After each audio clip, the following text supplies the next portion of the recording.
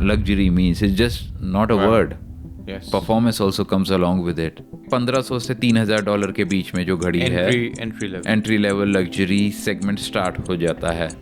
आनंद अंबानी की जब I think pre wedding celebrations कुछ थी, वहाँ पे फेसबुक का वो मार्क ज़करबर्ग और वो सब आए हुए थे and they were very much into उसकी वॉच की तरफ, लाइक उसको कॉम्प्लीमेंट भी किया. मैंने कहीं पढ़ा, I think it's over $1 million. When you are Ambani, you don't have a plain Rolex as something which you want. You want something which is one of one, not even one of two. और हो सकता है वो आपको model मिले भी नहीं. Waiting list. जी, एक छोटे से छोटा सिंगर भी रोलेक्स रोली वर्ड अपने गाने में ज़बरदस्ती घुसा ही देता है. किसी ज़माने में रैप से शुरू हुआ था, जब रैप इंडिया में नहीं था. तो ये ट्रेंड तब से है जब से रैप में गाड़ियों और घड़ियों के बारे में बात होती थी. Let's go with LV. ये अपने में एक लग्जरी है क्लोथिंग में जी. बट जब वॉचेस की इनकी बात करें या गुची या अरमानी या कोई भी, ये एक तरह ना ये लग्जरी में काउंट होते हैं वॉचेस में, वॉचेस सेगमेंट में. ऐसा क्यों है? अरमानी की बात करें तो अरमानी एक लग्जरी नहीं, एक प्रीमियम सेगमेंट में आता है. मैं शायद उसकी वॉच ना पहनूं. जेम्स कैमरून जो कि टाइटैनिक के डायरेक्टर थे, ये मैरियाना ट्रेंच जो कि deepest point of the ocean है, तो रोलेक्स ने अपनी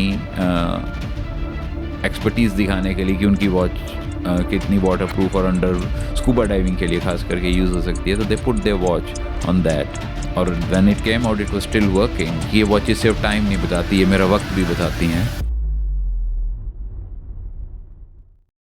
Hello lovely people, welcome back to my YouTube channel, The Heavy Podcast. दोस्तों, आई एम श्योर आप लोगों ने एक ये लाइन अपनी फैमिली में ज़रूर सुनी होगी कि 4 लोग क्या कहेंगे. इस लाइन की वजह से बहुत से ऐसे लोगों ने अपनी कभी ड्रीम्स या पैशन को फॉलो ही नहीं किया. मगर आज के जो हमारे गेस्ट हैं, उन्होंने अपनी सारी ड्रीम्स को फुलफ़िल किया रिगार्डलेस कि लोग क्या कहेंगे. आज के पॉडकास्ट में हम बात करेंगे हमारे गेस्ट हरवीन सिंह जौहर से कि कैसे उन्होंने वो सारे रिस्क लिए, कैसी उनकी जर्नी रही from IIM to luxury influencer. तो चलो शुरू करते हैं आज का पॉडकास्ट हरवीन सिंह जौहर के साथ. Okay, so welcome Harveen ji, thank you so much ये पॉडकास्ट करने के लिए. तो first of all, how are you? मैं बिल्कुल बढ़िया हूँ जी, आप कैसे हैं? बस बिल्कुल फर्स्ट क्लास. और कैसा चल रहा है? लाइफ एकदम मस्त चल रही है और ऑस्ट्रेलिया में मुझे बहुत ही मज़ा आ रहा है. राइट. तो इससे पहले हम शुरू करें, आप कुछ व्यूअर्स, जो हमारे व्यूअर्स हैं, उनको कुछ अपने बैकग्राउंड के बारे में बताइए. आपका ऑस्ट्रेलिया कब आए, कैसे आए, क्यों आए, क्या रीज़न था मूव करने का इंडिया से और कब करे. तो थोड़ा सा अपना बैकग्राउंड दीजिए पहले. जी, ऑस्ट्रेलिया में कुछ 1.5 साल पहले परमानेंटली मूव हुआ हूँ. उससे पहले मैं पिछले 9 साल से आता जाता रहा हूँ ऑन एंड ऑफ. लेकिन PR आने कुछ 3-1 साल पहले मेरी PR आई थी और सोचते हुए कि मूव करूँ या ना करूँ, क्योंकि लाइफ में एक ऐसी स्टेज थी जब सब कुछ सेट चल रहा था, भारत में सब कुछ ठीक था, एक अच्छी पोजीशन, एक अच्छा एनवायरनमेंट था, सब कुछ था मेरे पास. तो मूव करने के लिए एक क्वेश्चन हमेशा था कि जो मैं छोड़ कर जा रहा हूँ, क्या मुझे वो चीज़ें वहाँ पर वापस मिलेंगी. बट एक तरफ ये भी था कि जिस चीज़ के लिए इतनी देर कोशिश की है, जब वो फाइनली आपको मिल जाए तो आप क्यों नहीं उसे यूटिलाइज़ करना चाहेंगे. और मेन मोटिव जो, अगर आप कहते हो कि मैं ऑस्ट्रेलिया क्यों मूव किया, खास करके जबकि मैं यहाँ पे ना स्टूडेंट रहा हूँ और ना मैं कभी इधर किसी जॉब के लिए आया हूँ, वो ये है कि मुझे लाइफ में कन्वीनियंस बहुत पसंद है. राइट. और ऑस्ट्रेलियन रेजिडेंट होने के कारण जो लाइफ में ट्रैवल में कन्वीनियंस मुझे मिलती है, मैं कभी भी कहीं भी किसी कंट्री में भी आ जा सकता हूँ. आप भी जानते हैं ऑस्ट्रेलिया का पासपोर्ट आपको कितनी कंट्री में वीज़ा फ्री एक्सेस देता है और कई कंट्रियों में वीज़ा ऑन अराइवल भी देता है, हालांकि वर्ल्ड का इस वक्त सबसे कॉस्टलीस्ट पासपोर्ट है। बट वो सब को साइड पर रखते हुए जो कन्वीनियंस मुझे चाहिए थी ट्रैवल के लिए, क्योंकि मुझे ट्रैवल का शौक है, वो कन्वीनियंस के लिए मैं फाइनली डिसाइड किया कि अब वो टाइम आ चुका है कि जब सब कुछ सेट है और मूव करना ही एक राइट मूव रहेगी। राइट। रीज़न मैंने आपसे एक क्वेश्चन किया क्योंकि मेरे को तो पता है, बट व्यूअर्स के लिए ये, और मेरे को भी जब पता लगा था आप मूव कर रहे हैं, मेरे को एक बड़ा अनयूजुअल सा एक वो लगा, क्योंकि नॉर्मली अगर आपका बैकग्राउंड मैं थोड़ा एलैबोरेट करके बताऊं कि आपने इंजीनियरिंग करी है मैकेनिकल में, जी ठीक है, उसके बाद आपने IIM से MBA करी, जी और आप काफ़ी अच्छी फर्म, काफ़ी अच्छी लाइक MNC टाइप में लगे हुए थे, अच्छी जॉब थी, गुड़गांव दिल्ली में आप रह रहे थे, अच्छी फिगर सैलरी थी, और उसके बाद एकदम से इंडिया को छोड़कर यहाँ आना, और वो भी एक ऐसी एज पे, लाइक नॉर्मली यहाँ तो बहुत यंग लोग मूव कर लेते हैं ईयर 12 करके, या काफ़ी अपने 20s में जब होते हैं, तो 30-35 के ऊपर थोड़े और अपने चैलेंजेस भी हो जाते हैं। तो आपने जो ये स्टेप लिया, एंड जो मेनली जो आपने अपना करियर भी साथ के साथ चेंज कर दिया, क्योंकि आपका मेन जो रीज़न, वन ऑफ द जो मेन रीज़न है कि आपने अपनी कोर जॉब छोड़ के मूव तो किए, प्लस आप एक लग्जरी इन्फ्लुएंसर की लाइन पे निकल पड़े हैं। जी। तो ये कैसे इतनी लाइक ड्रास्टिक चेंज कैसे, और फैमिली में एक्सेप्टेंस कैसे थी, और ये बहुत लाइक गट्सी चीज़ होती है कि अपने इतने करियर को, और स्पेशली जब आपने इंजीनियरिंग करी हो और IIM जैसे इंस्टीट्यूट से आपने अपनी MBA करी हो, उसके बाद वो सबको एक साइडलाइन करके, और आप अपनी अलग जो आपकी मे बी कभी ड्रीम्स रही होंगी, जो शायद अब एकदम से आपको लगी कि नहीं, मेरे को ये फॉलो करना है रादर देन एक यूजुअल पाथ लेना है, जी। तो ये कैसे एकदम हुआ? देखिए, मैं एक, जैसे कि टिपिकल मैकेनिकल इंजीनियर जो होता है वो एक मैकेनिकल कंपनी में जॉब करता है, तो कोर क्या है, जिस चीज़ को हम कोर कहते हैं वो क्या है, ये कोर जो है मेरे हिसाब से, मेरे केस में तो काफ़ी बड़ी चेंज हुई है। जब मैं मैकेनिकल इंजीनियरिंग कर रहा था तो शायद बहुत कम लोग जानते हैं, मैं सुजुकी के research and development R&D division में था, जहाँ पे मैं कुछ पर्टिकुलर सुजुकी मॉडल्स उस वक्त लॉन्च हुए थे, जैसे कि न्यू जेन लॉन्च हुई थी, ओके, और SX4 लॉन्च हुई थी इंडिया में। उसमें मेरा काफ़ी डिज़ाइनिंग टू कंसेप्चुलाइजेशन से लेकर एंड प्रोडक्ट लॉन्च तक उसमें मेरा भी काफ़ी सहयोग रहा है।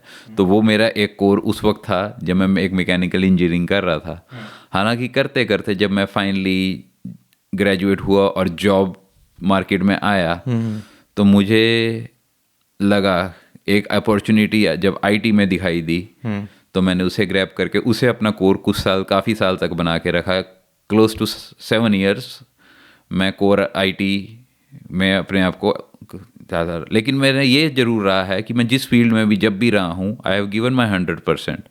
तो जब IT मेरा कोर रहा, लेकिन शुरू से मेरा एक ड्रीम जरूर था। लोगों को ज़्यादातर इंजीनियरिंग में सपना रहता है कि वो IIT से करें, उसमें वो काफ़ी पैसा भी लगा देते हैं। यस।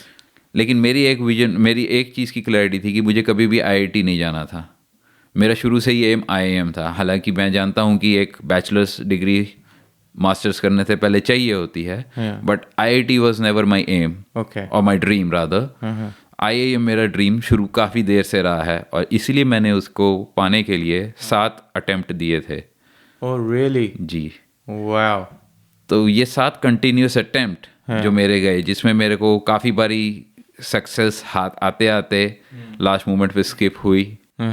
एडमिशन्स कॉल्स आ जाती थी, ओके, IIM से कॉल आई थी लेकिन कन्वर्ट नहीं हुई। बहुत बारी ऐसा हुआ। तो 7th ईयर में मैंने काफ़ी डिसाइड कर लिया कि कोई भी कॉलेज नहीं, अगर कभी कोई कॉलेज होना है इट हैज़ टू बी, और इंडिया से होना है तो IIM, और अगर मुझे फ़ॉरेन जाना पड़ेगा, जिसके लिए मैंने 7th ईयर में फर्स्ट टाइम GMAT दिया था, तो it has to be Harvard और वाटन ओके ओनली। और 7th ईयर में आपकी यहाँ होगी? 7th ईयर में ही मुझे फिर IIM से कॉल आ गई, और जो मैं कन्वर्ट भी किया। Nice. क्योंकि अगर आप किसी चीज़ को काफ़ी देर से चाहते हैं वो ज़रूर पूरी होती है। एग्जैक्टली बिल्कुल। बट वो क्या टर्निंग पॉइंट क्या था जहाँ आपको लगा कि नहीं, क्या स्टार्टिंग से ही आपने बैक ऑफ द माइंड चलता था लग्जरी आपको हमेशा वो काइंड ऑफ खींचती थी अपनी तरफ, और अब क्योंकि इन्फ्लुएंसिंग का बहुत वो टाइम आ गया तो आपको लगा कि नहीं एकदम से ही इंडिया में देखा है एक कोई कर रहा है उसको देखा देखी में, कैसा ये वो टर्निंग पॉइंट क्या था? देखिए एक टाइम तो ऐसा भी रहा है पास्ट में जब ये सब क्या बेसिक नेसेसिटी भी हमारी ड्रीम होते थे, जो कि एक टिपिकल अगर आप देखा जाए तो काफ़ी अगर हम बात करें तो कहीं जो आज हम चीज़ें अफोर्ड कर पा रहे हैं कहीं ना कहीं वो आज भी लोगों का सपना है।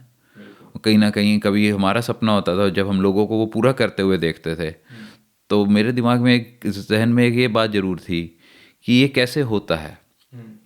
तो कहीं ना कहीं वो मुझे रहता था कि क्या मैं कभी ये कर पाऊँगा, मतलब क्या मैं ये चीज़ें कर भी पाऊँगा, यूज़ भी कर पाऊँगा, कभी देख भी पाऊँगा, क्या मेरे पास ये चीज़ें होंगी। ये बैक ऑफ माइंड मेरे पास होता था, हालांकि मैं इसको अपने सबकॉन्शियस में डाला। बट जैसे कि मैंने जब IIM से ग्रेजुएट कर लिया, जो कि मेरा एक ड्रीम था, उसके बाद मैंने अपने आप को जो वहाँ से मैंने एक पाया वो सिर्फ एक डिग्री नहीं पाई थी, मैंने कॉन्फिडेंस पाया कि अब अपने आप को I have to again change my core to something else entirely. तो अब अपने शौक को बिजनेस में कैसे कन्वर्ट किया जा सके, मैंने उस चीज़ पे ज़्यादा फोकस करना शुरू किया। और क्योंकि लग्जरी का शौक तब तक मेरे को लत लग चुकी थी तो मैंने सोचा क्यों ना इसको एक एड ऑन, इस कैरेक्टरिस्टिक्स को अपने एड ऑन में बनाया जाए और इससे इसको मोनेटाइज किया जाए। राइट। तो जो मतलब जिन लोगों को, जिन व्यूअर्स को नहीं पता एक्चुअली लग्जरी इन्फ्लुएंसर होता क्या है और कैसे आप उस पे कर सकते हो, लाइक आपने मोनेटाइज की बात करी, वो कैसे किया जा सकता है, बट थोड़ा सा अगर आप उसके बारे में बताएं कि एग्जैक्टली होता क्या है, क्या क्या करना पड़ता है, कैसे होता है? देखिए सबसे पहले तो बात आती है कनेक्शन की, कि आप किस चीज़ पे फोकस करके अपने ऑडियंस के साथ कनेक्ट करते हैं। अगर आप एक म्यूजिशियन हैं तो आप म्यूज़िक के थ्रू कर सकते हैं, but then you have to give your 100% of the product that you are dealing in, as I said.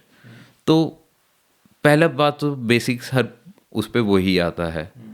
तो आप कुछ भी करना चाहें तो आप अपना बेसिक स्ट्रॉन्ग रखिए कि जो मैं कर रहा हूँ, आपको इमीडिएट रिजल्ट्स कभी नहीं आते, तो आपको थोड़े थोड़ा इनपुट देते रहना चाहिए and you have to keep on believing कि आप एक राइट डायरेक्शन में जा रहे हैं। और एक लग्जरी इन्फ्लुएंसर बनने के लिए सबसे पहले तो आपको अपना माइंडसेट जरूर चेंज करना पड़ता है। लोग लग्जरी को एक्स्ट्रावेगेंट और अननेसेसरी मानते हैं।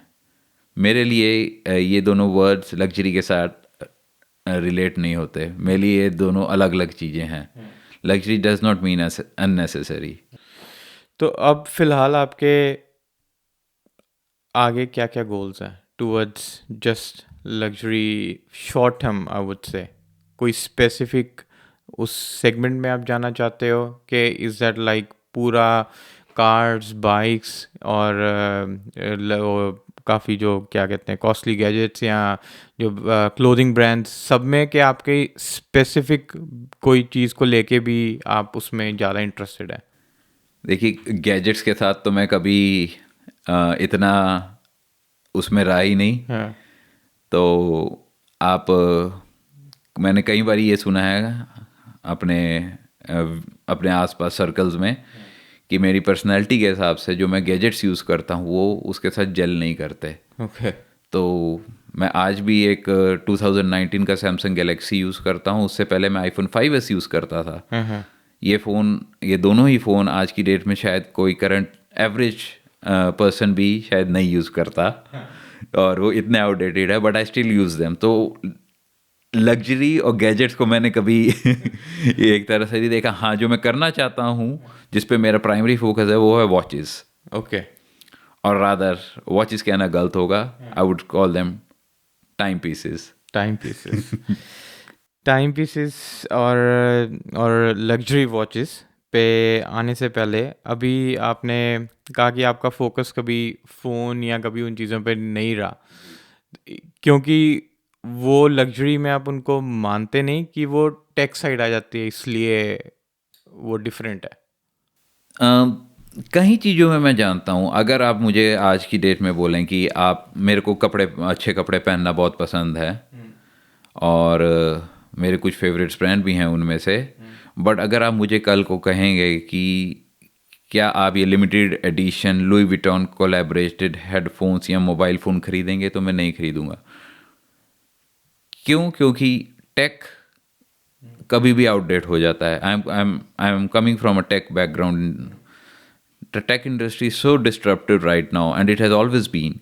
टेक कभी भी चेंज हो जाता है। बिल्कुल। तो and in that segment you are actually overpaying for the tech part just for the brand name is what I feel. True. तो ऑब्वियसली लग्जरी, क्योंकि अभी हमने जैसे डिस्कस किया काफ़ी एक ब्रॉड वो है, उसमें सब चीज़ें आ जाती हैं, बट जो आपका मेनली पैशन है वॉचेस, जी तो आज हम वॉचेस के बारे ही ज़्यादा बात करेंगे। ठीक है। और आपके इंस्टाग्राम के बाद सारी फीड्स और वो सब देखने के बाद थोड़ा जो हमने जो पता किया है मैंने और मेरी टीम ने कि आपका मैराथन में भी काफ़ी रुझाव है, तो जी वो एक अलग चीज़ है जिसके बारे में बात करना चाहूँगा। उनको कैसे वॉचेस और मैराथन को हम टाई कर सकते हैं, क्योंकि आई थिंक वॉचेस आजकल बहुत बड़ा रोल प्ले कर रही हैं। आई डोंट नो लग्जरी वॉचेस उस सेगमेंट में रोल प्ले कर रही हैं कि नहीं, बट उसके बारे में आपका व्यू जानना चाहूँगा। तो फर्स्ट ऑफ ऑल आपका क्या व्यू है नॉर्मल वॉचेस और लग्जरी वॉचेस को, क्या चीज़ अपार्ट करती है आपस में? अब सी हर सेगमेंट में लग्जरी का एक अलग ही डायमेंशन रहेगा, अलग सेट ऑफ रहेगा। Luxury is not something, it comes with emotion, it's not a transactional buy thing और buy experience. What I mean to say with this is कि जब आप टाइमैक्स की PRX 100 की बात करें, जो एक बहुत फेमस वॉच है, 10,000 रुपये से नीचे में आ जाती है, विच इज़ लाइक मेरे हिसाब से $180 की होगी ऑस्ट्रेलिया में। जब आप वो ख़रीदने जाते हैं, नाइस वॉच, बट एक ट्रांजैक्शनल नेचर है उस एक्सपीरियंस का। और कभी कभी वो आपको चलिए डिस्काउंट पे भी मिलती है या नहीं मिलती, बट वहाँ पे आपका कोई एक्सपीरियंस एज सच different नहीं होगा than buying anything else. Even your groceries, I would say, would give you the same experience as buying that watch. The watch might be good, technically speaking, as a mechanical timepiece. Since I am a mechanical engineer, the movement might be good. But luxury segment में जब आता है, तो it's not a sense of achievement, that not just a sense of achievement, the way you are treated and the way the thing has actually being manufactured. जो movements use होती हैं, more than when we talk about luxury, it's about the timepieces, the way the movement is being made, the way the material has been sourced. There's a story behind it. That motivates me more than buying anything. I just don't go and buy कि जो भी आज market में है trend, and I also go for fun watches, so which might not be expensive. अगर आपने सुना होगा कि लाइक क्वार्ट्स वॉचेस में मेरे पास स्वॉच है, स्वॉच की ओमेगा कोलैबोरेशन आई थी कुछ साल पहले, 2 साल पहले, जो जिसके लिए लाइनें लगी थी और राइट्स भी हुए थे उसके। Really? उसको जब मेरे पास कुछ चार उसमें से 12 में से मैंने 4 डिफरेंट वेरिएंट्स उसके खरीदे थे। It's a very plastic watch, it's a fun watch, और 20,000 रुपये से नीचे की घड़ी है वो। और अराउंड ऑस्ट्रेलियन डॉलर्स में बात करें तो मेरे को अराउंड $320 की पड़ी थी वो। Okay, not bad. Which is not luxury, या which is not consider luxury. और उसका ओमेगा के साथ कोलैबोरेशन होना वॉज एक fun aspect of a watch rather than just being a watch. एक डिफरेंट चीज़ मार्केट में आई थी। तो वो कुछ वॉचेस वो भी हैं, प्लास्टिक वॉच है, क्वार्ट्ज है, but that doesn't matter to me as such, as much as the excitement of that thing as much as the excitement of owning something which is just unique. कहाँ से कीड़ा कहाँ से पड़ा? कहाँ जब first time, okay let me rephrase, first time कौन सी watch को देख के यू आर लाइक वाओ, ये क्या चीज़ है? क्योंकि हमने तो बचपन में ये टाइटन, टाइमेक्स, यही सब लाइक सुना, और अफोर्डेबल ये सब तो चलो बात की बातें हैं, बट कहाँ से? जी, जब मैं कॉलेज में था, मेरा एक क्लासमेट था, तो उसके पास मैंने पहली बारी एक टैग और क्रोनोग्राफ देखी थी. ओके. तो क्रोनोग्राफ में ज़्यादातर अगर आप देखेंगे तो जो टाइटन की बात जब आप करते हैं तो टाइटन में सिर्फ 3 सुइयाँ रहती हैं जिससे आप आवर, मिनट्स और सेकंड्स नापते हैं, और तीनों आपके फेस डायल पे होते हैं. तो एक क्रोनो वॉच में जो सेकंड की सुई, टिपिकल सेकंड्स की सुई होती है, वो बंद रहती है, और एक स्मॉलर डायल होता है जो सेकंड्स को डिपिक्ट करता है. और chrono watch is used for the seconds is use as a time watch, as a stop watch rather. तो वो एस्पेक्ट मुझे थोड़ा सा उसकी वॉच में यूनिक लगा था उस वक्त, क्योंकि हमारे को इतनी नॉलेज भी नहीं थी. तो वहाँ वो एक पहली वॉच होगी जिसको देखकर मैं कभी इंस्पायर तो नहीं हुआ था उस वक्त, क्योंकि मैंने ऐसा बोला था कि मैं इतनी महंगी घड़ी शायद ही कभी खरीदूँ. इनफैक्ट मैंने ये कहा था कि इतनी महंगी घड़ी मैं कभी नहीं खरीदूंगा. ऑब्वियसली, क्योंकि नॉर्मल जो पब्लिक का या सबका एक वो होता है कि आफ्टर ऑल टाइम ही दिखाना है, टाइम ही देखना है, और जी. हर घड़ी वही टाइम दिखाएगी जो आपने डाली है, मैंने डाली है. रादर आजकल कईयों, मतलब बहुत है, मैं उसमें हूँ जहाँ मैं लग्जरी अफोर्डेबिलिटी पे नहीं आऊँगा, बट मैं प्रो टेक वॉचेस ज़्यादा हूँ देन दूसरी वॉचेस के. क्योंकि जैसे एप्पल वॉचेस में और फीचर्स आ जाते हैं लाइक फिटनेस को लेके या आपकी हेल्थ को लेके, जो अभी तक आई डोंट नो लग्जरी वॉचेस में वो आएंगे भी, कभी नहीं आएंगे. आपका क्या व्यू है? कभी लग्जरी वॉचेस उस सेगमेंट में जाएंगी कि वो अपने आप को हमेशा अलग ही रखेंगी? देखिए कि मैं थोड़ा सा बायस्ड व्यू रखता हूँ इसमें.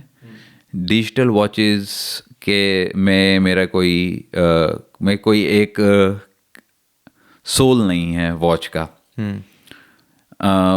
अगर आपको डिजिटल वॉच चाहिए तो प्रीटी मच जो लोग कहते हैं कि यार मैं तो टाइम फ़ोन पे ही देख लेता हूँ, तो मुझे घड़ी क्यों चाहिए. मैं ऐसा सिमिलर व्यू तब रखता हूँ जब वॉच डिजिटल हो, जिसका कोई डीएनए नहीं है. डिजिटल वॉच का यूज़ तब ज़रूर है, जैसे जब मैं रनिंग, आपने बोला मैं मैराथन करता हूँ, वहाँ पे मेरे को डिजिटल वॉच का यूज़ आता है, which is more towards Garmin, because Garmin has a better GPS Okay. in terms what it wants to give me while running, rather than any other thing, and I might need to count my seconds as well. Then probably some mechanical watch. But otherwise, when it comes to wearing a timepiece, it has to be mechanical. There has to be, even if it's a quartz or a mechanical or a manual automatic, doesn't matter. But I wouldn't go for digital in that segment. That being said, हाँ, काफ़ी brands ने कोशिश की है.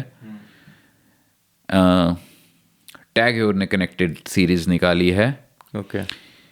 Even Jacob and Co, which is one of the overrated, I would call it overrated jewelry brand rather than a watch brand, ने भी बीच में एक 6 लाख रुपए के आसपास की एक डिजिटल वॉच निकाली है, and which might be the cheapest Jacob and Co watch ever to be. Normally, sorry to cut you. Yeah. Normally luxury watches, क्योंकि I've got no idea. ठीक है. Normally luxury watches किस price range से शुरू होते हैं? देखिए, जब आप लग्जरी में आ जाते हैं तो ये स्केल्स बहुत वेरी करते हैं. Okay. तो जैसे कि मैंने आपको बताया था कि उस वक्त जब मैंने बोला था कि ये महंगी घड़ी मैं कभी नहीं खरीदूंगा, तो एक टैग है और 27,000 से 35,000 रुपए के बीच में आती थी, जो उस वक्त का लग्जरी प्राइस था. Right. But it also depends कि आप कौन से ब्रांड के साथ जाना चाहते हैं. तो हर ब्रांड पॉइंट का एंट्री प्राइस थोड़ा सा डिफरेंट रहेगा. अगर आप एंट्री लेवल लग्जरी की बात करें, जिसमें आपका राडो, टैग हeuer को मैं गिनूंगा, तो आपको 1 लाख रुपए से 3 लाख रुपए के बीच में ये ब्रांड्स आने शुरू हो जाते हैं। 1 लाख तो हो गए ऑजी 2000 रफली डॉलर। यस, अच्छा, तो यहाँ अराउंड से अगर डॉलर के हिसाब से बात करूं, नॉट डायरेक्टली कन्वर्टिंग, एक 1500 से 3000 डॉलर के बीच में जो घड़ी है, entry level. Entry level luxury segment start हो जाता है। ओके, जी। तो वो वाली वॉचेस का उनमें वो लेने का भी कोई फ़ायदा है कि जस्ट उसमें नेम है और दैट्स इट? कोई फीचर्स भी होते हैं जो बाकियों में होते हैं कि बस प्लेन बड़ी वनीला काइंड ऑफ वॉचेस होती हैं? इट डिपेंड्स, आप जैसे कि 1 लाख रुपए खर्च रहे हैं या 3 लाख खर्च रहे हैं, इसमें अलग से फिर से एक स्केल आता है Okay. कि आप एक एक पर्टिकुलर ब्रांड के टॉप एंड में जा रहे हैं, हाँ, या एक एंट्री लेवल के भी एंट्री लेवल प्राइस पॉइंट पे हैं। हाँ, तो बेसिक, बट एक बात ज़रूर है कि किसी भी जो भी आपने इनिशियल एंट्री लेवल के ब्रांड पे बात की थी, हाँ, उनके मटेरियल पे बात करें तो ज़्यादातर ग्लास यूज़ होता है। Okay, But any watch which is Swiss has, what I have observed, which all I have owned, is never made of glass. It's always made of sapphire crystal. And crystal, sapphire, is always measured like diamonds in carats. Right. So it's scratch proof like diamond. It is resistance to cracks. तो उस वो material जब use होता है तो कहीं ना कहीं आपको ऑफ कोर्स कैरेटेज में डिफरेंस आएगा प्राइस पॉइंट पे। There are other materials that get added to it, but watches में स्टील यूज़ होता है एंट्री लेवल में, then you start getting using titanium, white gold as well, yes. और ऊपर जाते हैं तो वो मटेरियल की कॉस्ट प्लस इनोवेशन की कॉस्ट भी ब्रांड्स के साथ साथ जुड़ती रहती है। सबसे टॉप कौन सा ब्रांड है? रीज़न मैं पूछ रहा हूँ, आई डोंट नो वो टॉप है कि नहीं है। एक स्टोरी बड़ी वायरल हुई थी अभी रिसेंटली, आनंद अंबानी की, जब I think pre wedding celebrations कुछ थी, वहाँ पे फेसबुक का वो मार्क ज़करबर्ग और वो सब आए हुए थे, and they were very much into उसकी वॉच की तरफ, लाइक उसको कॉम्प्लीमेंट भी किया। राइट। तो I don't know if you aware of और if you have seen that video. कौन सी उसकी वॉच है, कौन सी? और वो मेरे को नाम भूल गया, बट मैंने कहीं पढ़ा, I think it's over $1 million। देखिए, as I said, there are some certain brands, when you are Ambani, you don't have a plain Rolex as something which you want. You want something which is one of one, not even one of two. सो वो limited edition पे जब हम बात करते हैं, वो शायद वो चाहेंगे कि वो वॉच किसी और के पास ना हो। तो ऐसी वॉच ज़्यादातर ज्वेलरी मेकर्स बनाते हैं। तो ज्वेलरी मेकर्स में इस तरह के जो ब्रांड्स है, जेकब एंड को एक ब्रांड है जो, जहाँ तक मुझे वो वीडियो के बारे में मैंने सुना ज़रूर है, बट मेरे हिसाब से वो वॉच जेकब एंड को की थी। ओके। ऐसे ही वॉन क्लीफ करके एक ब्रांड है, प्लानिटेरियम वॉच उन्होंने बनाई है, which is around 4 lakh Australian dollars right now, which is 400,000 Australian dollars for my Australian viewers. Cool. Yeah. So yeah, ultra luxury. ultra luxury, pretty limited, and almost costs as much as a Ferrari. Oh God. But ऐसा, आई mean I know आपने अभी फिर भी बताया, but obviously ऐसा है क्या? Entry level luxury $1,500 to $2,000, और फिर हम अल्ट्रा लग्जरी पे चले जाते हैं। और अगेन आर्ग्यूमेंट वही है, आफ्टर ऑल है तो टाइम पीस ही, टाइम ही दिखाना है। बट इनमें क्या है, गोल्ड डायमंड साथ वो लग जाता है, और जो मटेरियल वो के कुछ और भी फीचर्स होते हैं जो नॉर्मल नॉर्मल पब्लिक, लाइक हम जैसे लोगों को नहीं पता। लाइक क्यों इतना ज़्यादा कि ये एक स्टेटस सिंबल है? देखिए, वॉचेस स्टेटस सिंबल रही हैं, कार स्टेटस सिंबल रहे हैं। अगर आप ये जानेंगे, ये ट्रेंड किसी ज़माने में रैप से शुरू हुआ था, जब रैप इंडिया में नहीं था होता था। तो ये ट्रेंड तब से है जब से रैप में गाड़ियों और घड़ियों के बारे में बात होती थी। फिर धीरे धीरे इंडियन रैप कल्चर जागा, और अगर आज आप देखेंगे, एक छोटे से छोटा सिंगर भी रोली वर्ड अपने गाने में ज़बरदस्ती घुसा ही देता है। तो गाड़ियों के बारे में बात करेंगे तो वो ज़बरदस्ती गाने में फेरारी और डायर जैसी बातें एक ही गाने में कर देंगे। तो ये एक ट्रेंड कि वो, क्योंकि वो स्टेटस सिंबल आया तो वो वहाँ से है, और अब क्योंकि पंजाबियों ने उसको थोड़ा सा अपना बना लिया है, तो वो मैं जानता हूँ वो ट्रेंड बीइंग पंजाबी की हम लोगों में थोड़ा ज़्यादा रहता है, being larger than life always, तो वो हमारे में है। तो ये वॉचेस भी एक तरह से स्टेटस सिंबल तो डेफिनेटली मैं एग्री करता हूँ हैं। और जैसे कि एक आपने लाइन सुनी होगी कि ये वॉचेस सिर्फ टाइम नहीं बताती, ये मेरा वक्त भी बताती हैं। तो विच वो line is matching what status symbol is. हालांकि ये एक बहुत ही उस तरह का टर्म रह जाता है कि जो मैंने आपको कहा था कि ये स्केल चेंज होते रहते हैं, परसेप्शन आपका भी चेंज होता है, मेरा भी चेंज होता है। जो मेरे लिए कल ना अफोर्डेबल था आज मेरे लिए यूजुअल है। जो आज भी कईयों का ड्रीम होगा, जैसे कि कईयों का ड्रीम आज भी होगा कि वो रोलेक्स खरीदें, पहने, यूज़ करें। तो मेरे लिए जो मेरी डेली यूज़ वॉच है वो एक रोलेक्स है। तो मैं उसे ग्रॉसरी के वक्त पहनता हूँ, मैं उसे स्विमिंग के वक्त पहनता हूँ, मैं उसे कहीं भी जा रहा हूँ, मैं मेरे हाथ में सब हमेशा जो सबसे कॉमन अगर किसी ने ऑब्जर्व किया हो तो वो एक रोलेक्स सबमराइनर होगी। ओके, तो टॉकिंग अबाउट रोलेक्स और आपकी कलेक्शन में कौन कौन सी हैं? मेरे पास कुछ 7 से 8 घड़ियाँ हैं जो मैं रोज़ पहनता हूँ। और जो ब्रांड्स में डेली यूज़ में करता हूँ, तो सबसे चीपेस्ट अगर उसमें बात की जाए तो मैंने आपको बताया था मेरे पास स्वॉच ओमेगा कलेक्शन में 4 हैं। और मेरा स्वॉच ब्लॉम्पो के साथ एक कोलैबोरेशन इस साल आई थी, मेरे पास वो भी है, which is my second entry level watch. And then the cheapest watch which I consider in luxury would be an Omega Seamaster, which Omega has stopped manufacturing quartz watches.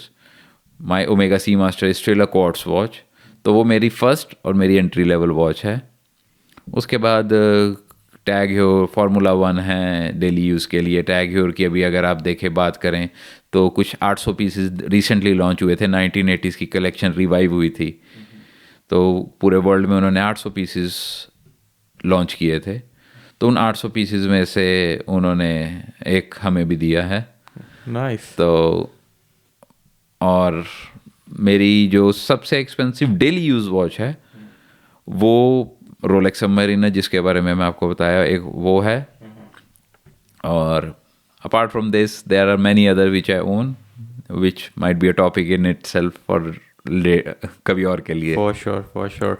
But अगर कोई एक वॉच आपको for life डालनी हो, ठीक है, तो सोच के जवाब देना, लाइक जिसमें कंफर्ट भी हो। कई वॉचेस बहुत ही हैवी होती हैं, डायमंड स्टडेड है, सब कुछ है, बट हैवी हैं, कंफर्टेबल नहीं है।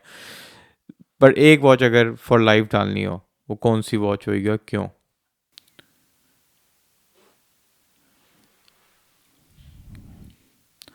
अगर इसका जवाब बहुत ही मुश्किल है मेरे लिए, क्योंकि मैं I am spoiled for choices from. पर अगर लाइफ में, और मैं वो कर भी रहा हूँ, अगर आप ये पूछे कि एक कौन सी पहननी है, मैं तो 6 पहन रहा हूँ। मैं एक्चुअली 7 है, क्योंकि हर दिन के लिए एक अलग डेली यूज़ वॉच रखी है। तो but if it has to be my submariner steel, Rolex submariner steel. Right. या एंड व्हाई? कंफर्टेबल है एग्जैक्टली और उसकी ड्यूरेबिलिटी बहुत है। अगर आप जानते होंगे कि मैरियाना ट्रेंच में भी रोलेक्स को लेकर गए थे, और it came out, it was a marketing experience and it came out working. I mean it's great आपने ये अभी बात करी। जिनको नहीं पता इस स्टोरी के बारे, ये या जो ये एक्सपेरिमेंट के बारे, या मार्केटिंग जो उनका था रोलेक्स का, थोड़ा आप शेयर करेंगे व्यूअर्स के साथ?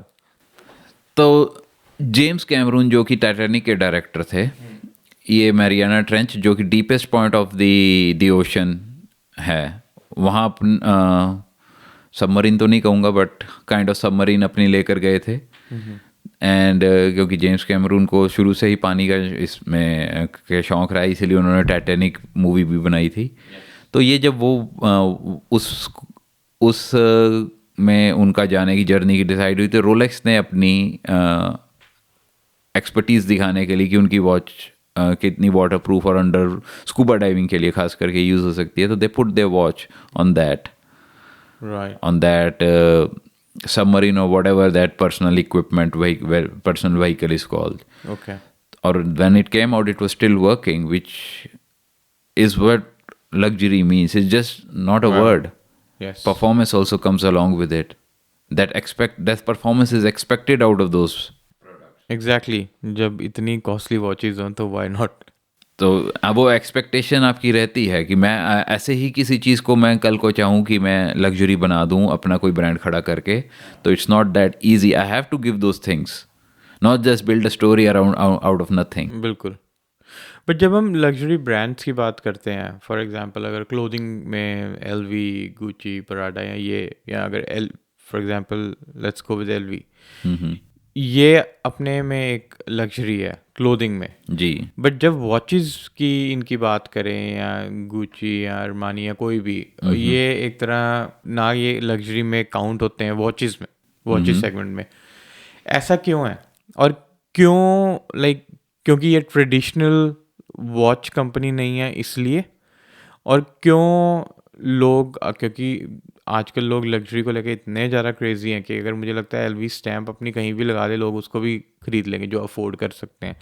बट स्टिल मैंने देखा जो आपके जैसे वॉच लवर्स हैं जिनको बहुत ज़्यादा वॉचेस की नॉलेज है, वो कपड़े या क्लोथिंग तो ये सब में कर लेंगे बट वॉचेस में वो हमेशा ही दूर रहते हैं ऐसे ब्रांड से.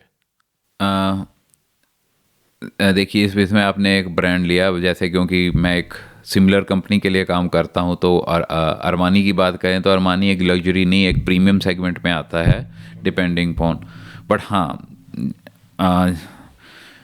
जिस ब्रांड के लिए मैं भी काम कर रहा हूँ मैं शायद उसकी वॉच ना पहनूँ, विच इज़ भी ना पहनूँ, और शायद कोई किसी के लिए ये डिज़ाइनर ब्रांड पहनना एक बहुत बड़ा होगा. बट अगर आप वॉच या हॉरोलॉजी में इंटरेस्ट रखते हैं तो कोई सबसे बड़ी मिस्टेक होगी एक डिज़ाइनर वॉच पहनना, विच इज़ वो बड़ी दिखने वाली डीजल हो, वो अरमानी की वॉच हो, क्योंकि इनका कोई डीएनए नहीं है वॉच इंडस्ट्री में. राइट. ये these a mass market product. जैसे कि अगर आप जानते हो कि एक टॉमी हिलफिगर बहुत फेमस हुआ था एज अ ब्रांड कपड़ों में, तो टॉमी हिलफिगर की watches are made by Titan. Titan has a watch DNA, Tommy Hilfiger doesn't. तो अगर मैं चाहूँगा तो मैं उस तरीके से मैं टाइटन खरीदना चाहूँगा, खरीदूँगा.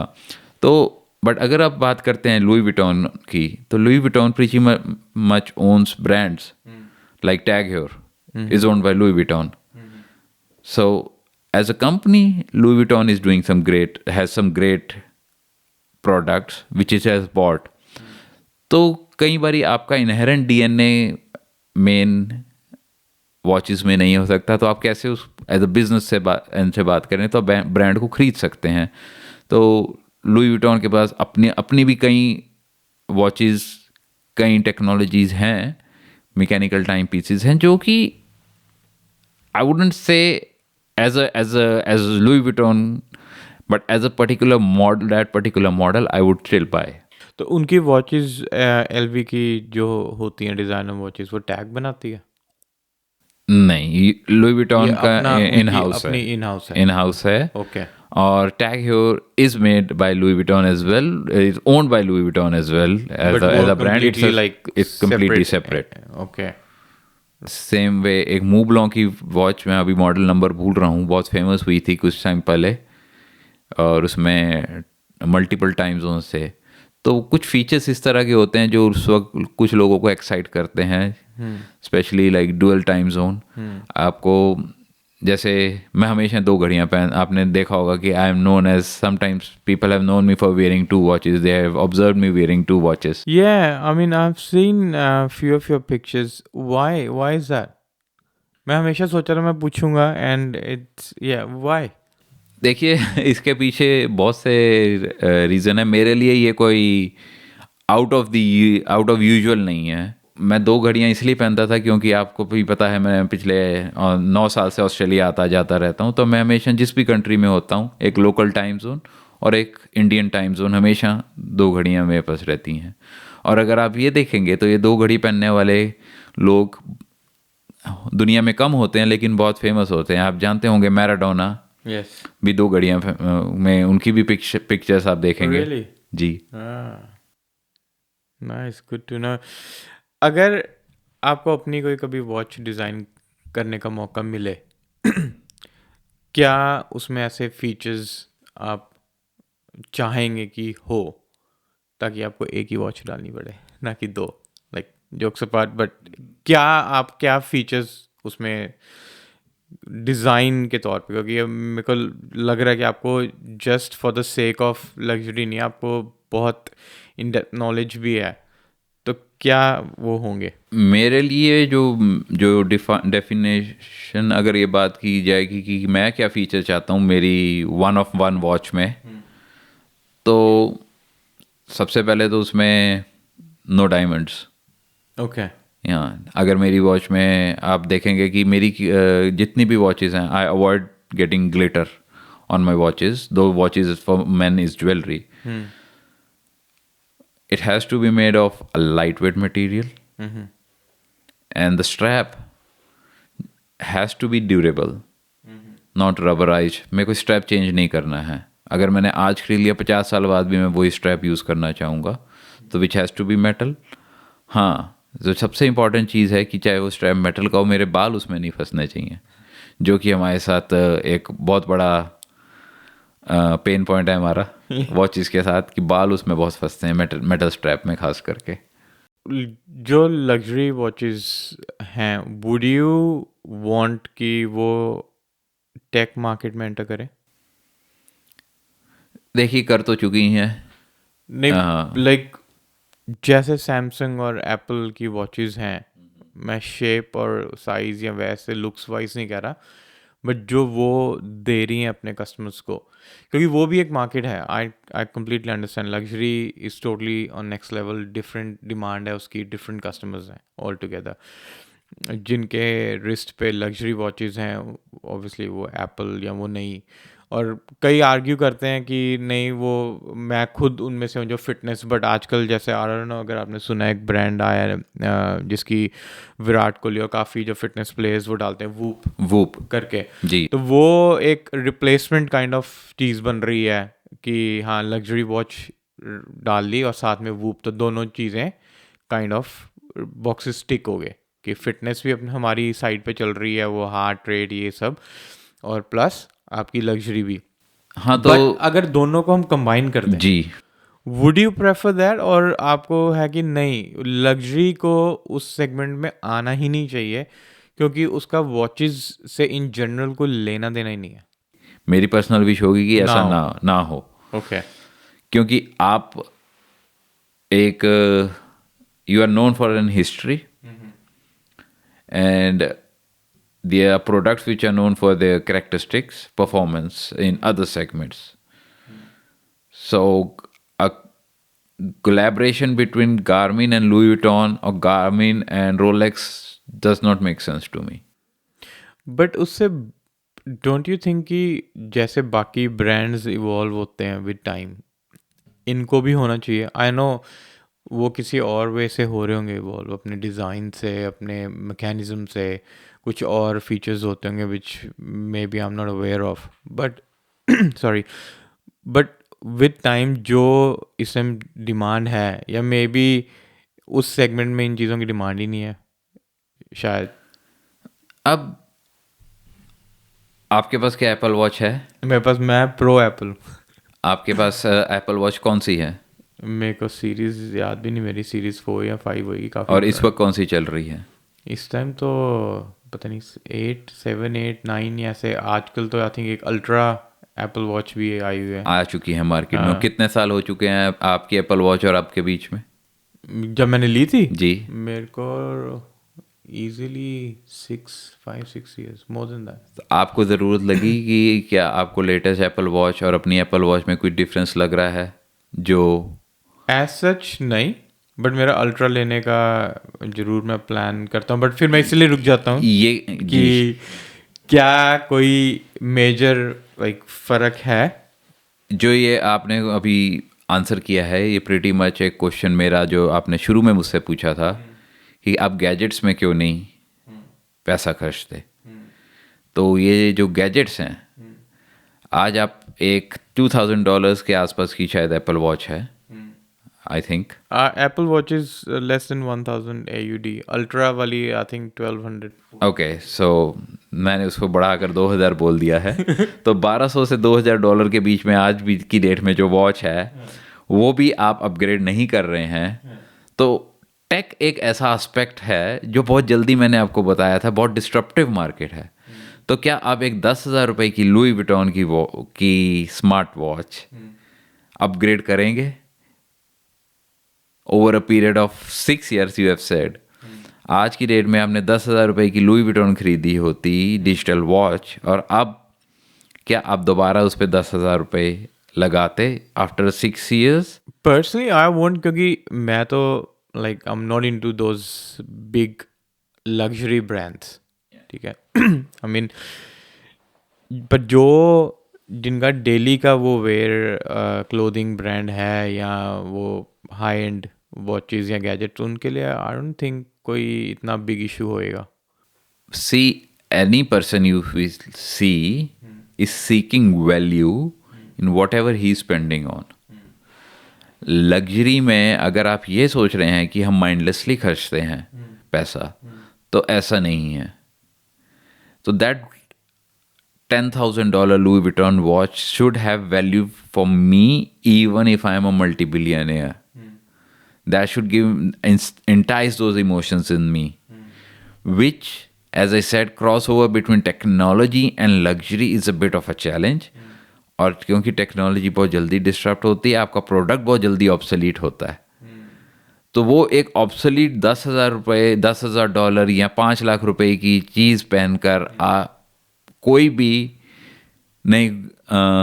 भी नहीं चाहेगा उसे, unless you make see these watches or timepieces are also sold as heirlooms, which means they pass on from generation to generation.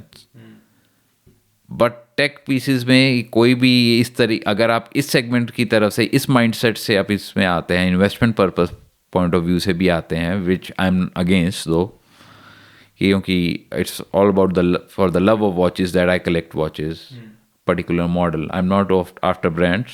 I do like collaborations, but in the end, I'm also against a collaboration of tech and luxury brands. तो इनको जब आप जैसे digital watches की बात करें, तो digital watches would eventually B obsolete. अब वो 1 साल में होती है, 6 महीने में होती है, या 4 साल में होती है। अभी तक सिर्फ यही गेम चल रहा है कि आप अपने प्रोडक्ट को कितनी लेट ऑब्सोलीट कर सकते हैं। तो इस गेम को बैलेंस करना एक luxury product versus performance product company के लिए are two different. They are just two different worlds, universes which can't be a multiverse. आपने अभी अपने इस लाइन में इन्वेस्टमेंट चीज़ बोली, तो लोग क्या इसको एज इन्वेस्टमेंट भी करते हैं? लाइक एक तो होता है अपना स्टेटस, शौक पूरे करना, ये सब बट जैसे प्रॉपर्टी या कहीं लोग इन्वेस्ट करते हैं, क्या इन लग्जरी वॉचेस में भी लोग इन्वेस्ट करते हैं कि कल को इसका प्राइस अप्रिशिएट होगा एंड विल सेल और ये सब? सी देखिए, इसका आंसर है शॉर्ट टर्म में है यस। ओके, कि लोग करते हैं, बट इसमें अब इसके कारण उसके कुछ फ़ायदे और नुकसान जो है, जो पूरी मार्केट देख रही है आज की डेट में हो रहे हैं।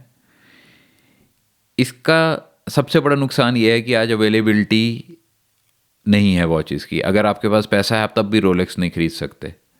अच्छा जी, अगर आज की डेट में आप जाएं, हाँ, और अगर आप चाह रहे हैं कि जो स्टील रोलेक्स की मैं बात कर रहा था, तो आप उसको नहीं खरीद पाएंगे आज की डेट में। रियली? जी, इवन अगर मैं आज मेरे पास पैसे हैं और मैं जाऊं और मैं कोई स्पेसिफिक मॉडल उनकी वेबसाइट पे मेरे को चाहिए और वो कहेंगे नहीं, वो अवेलेबल ही नहीं है, आज की डेट में कोई भी 35 लाख रुपए से नीचे रोलेक्स में, और which is equal to around $70,000 Australian dollars से नीचे अगर आप कोई रोलेक्स खरीदना चाहेंगे, तो आपको वेटिंग लिस्ट मिलेगी, और हो सकता है वो आपको मॉडल मिले भी ना। Waiting list? जी, डिमांड और सप्लाई है रोलेक्स की। हालांकि कई लोग रोलेक्स को मास मार्केट प्रोडक्ट मानते हैं, डिपेंडिंग ऑन आप किस सेगमेंट ऑफ लग्जरी में से बात कर रहे हैं। मैंने आपको बोला था स्केल्स $70,000 की वॉच और mass market, I don't think so. तो रोलेक्स को कई लोग मास मार्केट इसलिए बताते हैं क्योंकि रोलेक्स सारी कंपनियों में से बहुत फेमस है और सबसे ज़्यादा पीसेस बनाती है, इसीलिए उसकी डिमांड भी ज़्यादा है। Okay. But demand still exceeds the supply that it has. तो इसीलिए आपने वेबलन गुड्स के बारे में अगर इकोनॉमिक्स में पढ़ा हो, वेबलन गुड्स की डिमांड और सप्लाई का आपने वो ग्राफ पढ़ा हो, तो एक तो वो रीज़न भी है कि सप्लाई हम बढ़ा नहीं सकते, क्योंकि एकदम से रोलेक्स की सप्लाई बढ़ेगी तो डिमांड कम होने के चांसेस ज़्यादा हैं, बढ़ेंगे नहीं। तो दूसरी बात यह है कि रोलेक्स जितने भी बनाती है products which is mass market because it produces around 100,000 pieces a year. Okay. I think, or maybe more than that. I'm forgetting the exact figure. Okay. Which is much more than probably Audemars Piguet or Patek Philippe. 10 times of those brand at least. So इसीलिए उसे लोग mass market बोलते हैं ज़्यादा। तो अगर जो limited edition watches होंगी, अगर आज मैं $1,00,000 की खरीद रहा हूँ से, अगर किसी ब्रांड ने रोलेक्स नहीं उसके सिर्फ 20 या 50 पीसेस बनाए, 1,00,000 की खरीद रहा हूँ, तो 10 साल बाद में उसको 5-6 लाख की वो मेरी बिक सकती है। देखिए, एज आई सेड कि हर इंडस्ट्री में बूम जो आता है वो डिमांड और सप्लाई के बेसिस में होता है। और जब मैं वॉचेस में आया था, जब मैंने फर्स्ट वॉच खरीदी थी अपनी, which was actually an Omega Seamaster, तो उस वक्त लोगों ने मुझे बोला रियल एस्टेट में इन्वेस्ट करना चाहिए था, गोल्ड में इन्वेस्ट करना चाहिए था, सिल्वर में इन्वेस्ट करना चाहिए था। गोल्ड आज की डेट में अपनी वैल्यू होल्ड करता है, which is just an inflation buster. अगर मैंने उस वक्त भी 50,000 रुपये का गोल्ड खरीदा होता, तो आज जो गोल्ड की वैल्यू है वही मेरे 50,000 रुपये की वैल्यू आज है, which means I have done nothing but just use the same money to as an inflation buster. हाँ, उस वक्त अगर मैंने आपको एक किस्सा भी सुनाता हूँ कि उस वक्त रोलेक्स 3 लाख रुपए से कम में आती थी और डिस्काउंट पे बिकती थी। डिस्काउंट पे? जी, रोलेक्स पे आपके बिना बोले आपको डीलर डिस्काउंट देता था। ओके। और आज की डेट में आप डीलर के पास जाएं तो मिल नहीं रही है, क्योंकि उस समय डिमांड इतनी नहीं थी। उस वक्त इंडिया में तो डिमांड थोड़ी कम थी, राइट, और प्राइस भी कम थे। आज जो वॉच मैं उस वक्त 3 लाख की बता रहा हूँ, आज वो आपको 15 लाख से कम में नहीं मिलेगी। तो 5 टाइम्स एप्रिसिएशन।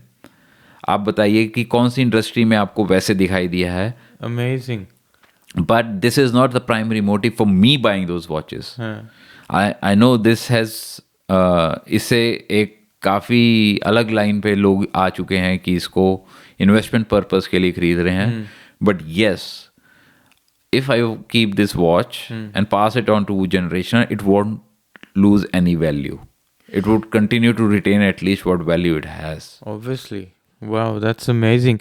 तो अभी आपने इंडिया का जिक्र किया, how different, like अब आप ऑस्ट्रेलिया में हो, वहाँ पे आई नो लास्ट 10-15 ईयर्स में मार्केट सडनली बहुत चेंज हो गई है, और लग्जरी का तो एक ऐसा फ्लो आया है कि पूछो ही ना। मतलब हर चीज़ में लाइक अल्ट्रा वो लग्जरी है, like not comparing it with Dubai जैसे, तो दुबई तो टोटली डिफरेंट, बट स्टिल एक इंडिया के हिसाब से।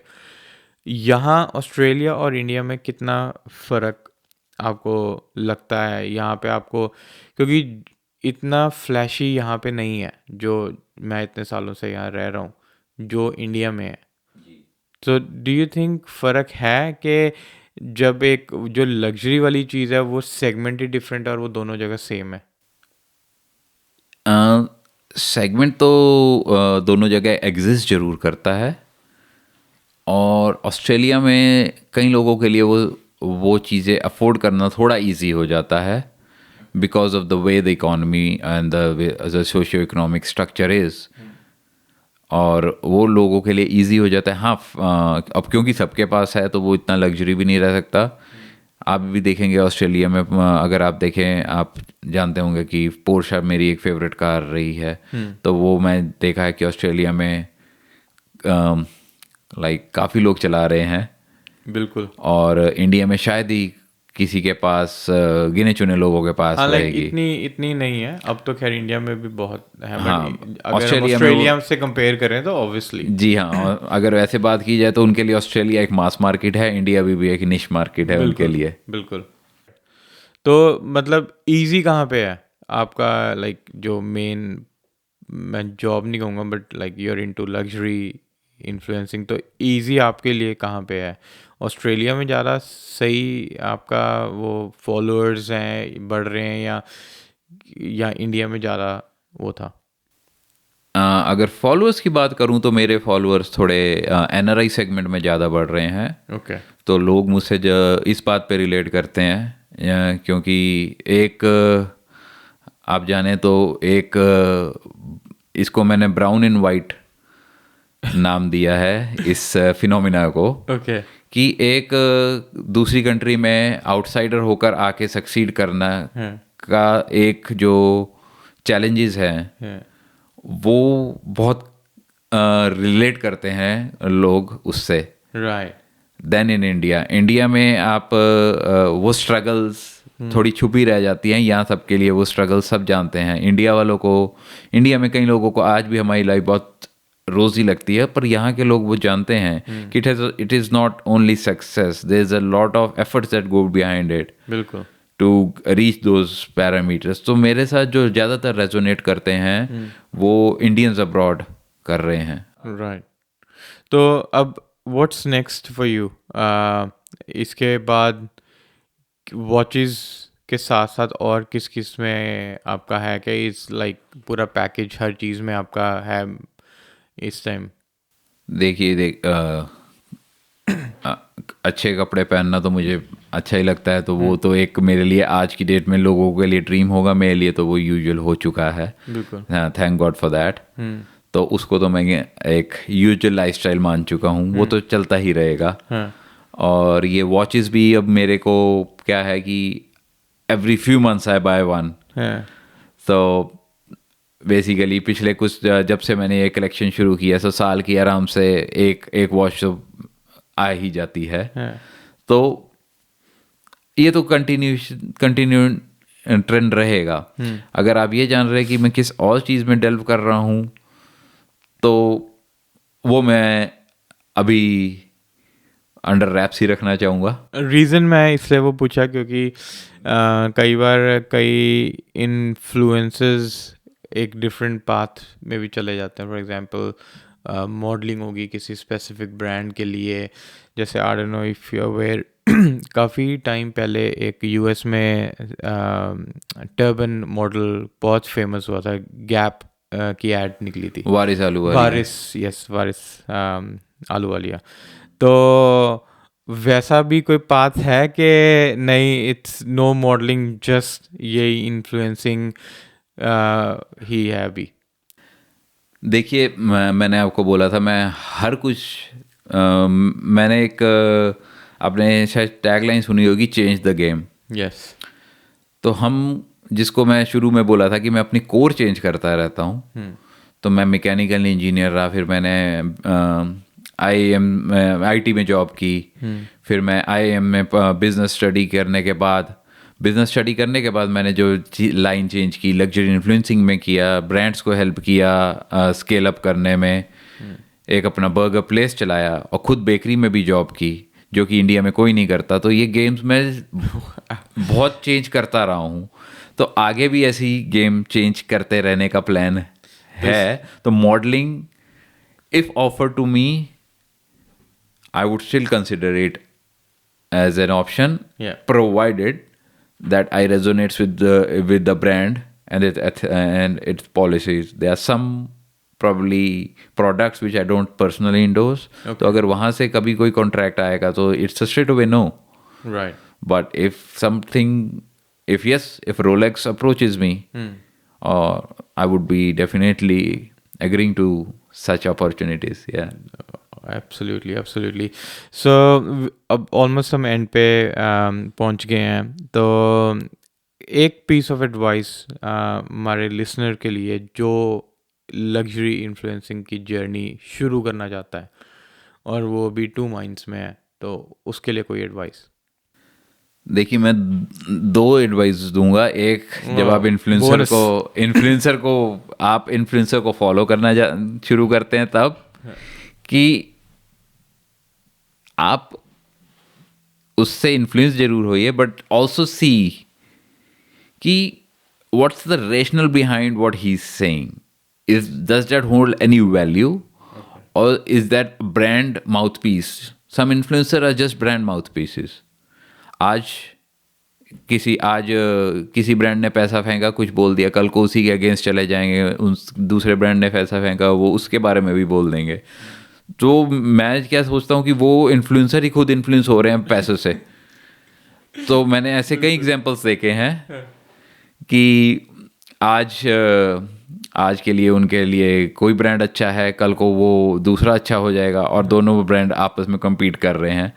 तो उसके लिए एक तो एज एन लग्जरी इन्फ्लुएंसर जो स्टार्ट कर रहा है, तो उसके लिए ये बैलेंस करना बहुत ज़रूरी है कि उसको किस सेगमेंट में किसके साथ काम करना है। और एज अ फॉलोअर आपके लिए ये ज़रूरी है कि आप से अच्छे एक्चुअल इन्फ्लुएंसर को फॉलो करिए, नहीं तो ये लोग तो अभी खुद ही इन्फ्लुएंस हो रहे हैं जो ब्रांड बदलते रहते हैं।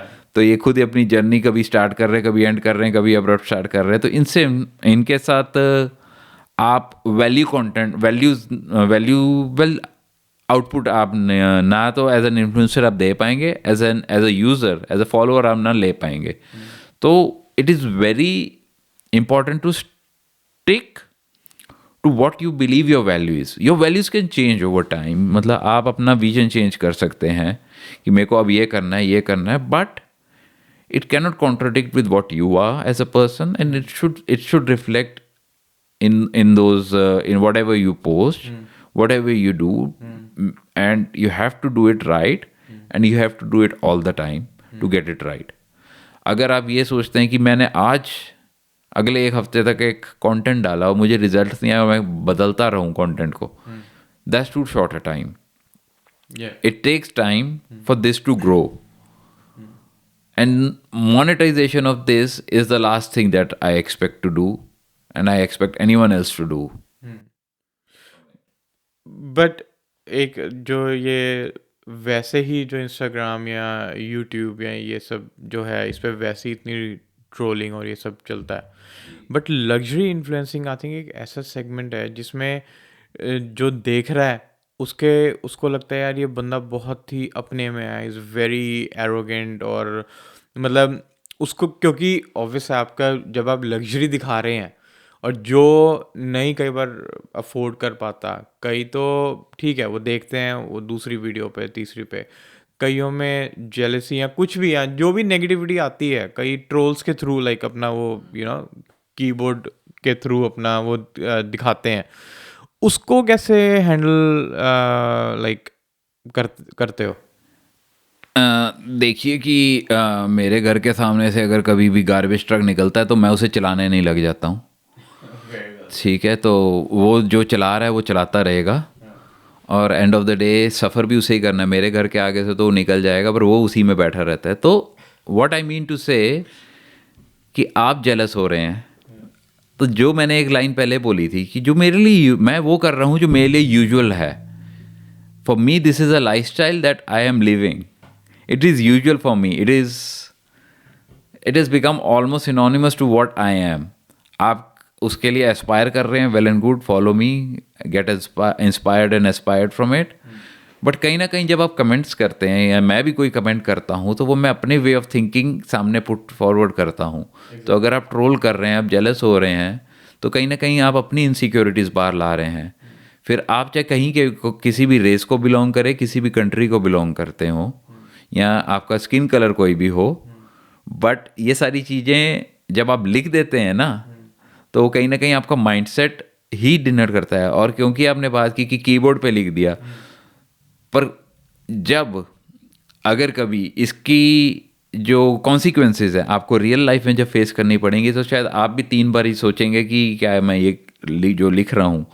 कंपनीज में आप जानते हैं कि कितनी स्ट्रिक्ट पॉलिसीज़ रहती हैं इन चीज़ों को, एंटी रेसिज्म पॉलिसीज़, अगर हम ऑस्ट्रेलिया की बात करें तो। बट वही लोग जब आपसे इंस्टाग्राम पे आके आपको देखते हैं, जो शायद आपके साथ काम कर रहे हो, क्योंकि इंस्टाग्राम या ऑनलाइन कम्युनिटी पे कोई उसके कॉन्सिक्वेंसेस नहीं होते, तो वो कई चीज़ वाली वो चीज़ें, वो इनसिक्योरिटीज वो सामने वहाँ पे लिख देते हैं, बिल्कुल, जो शायद सामने ना कोई बोल। जो वो सामने ना बोल पाए। ये उनका way of letting out their whatever is there in their mind. So it shouldn't, I would say it is very saintly of me to and very high hopes कि कोई किसी को उससे अफेक्ट नहीं होता, कई बारी वो अफेक्ट भी करता है, बट इन दी एंड यही है कि मैं तो अपनी लाइफ जी रहा हूँ, आप यहाँ तक आ सकते हो, आइए, मोस्ट वेलकम है you, I would always be help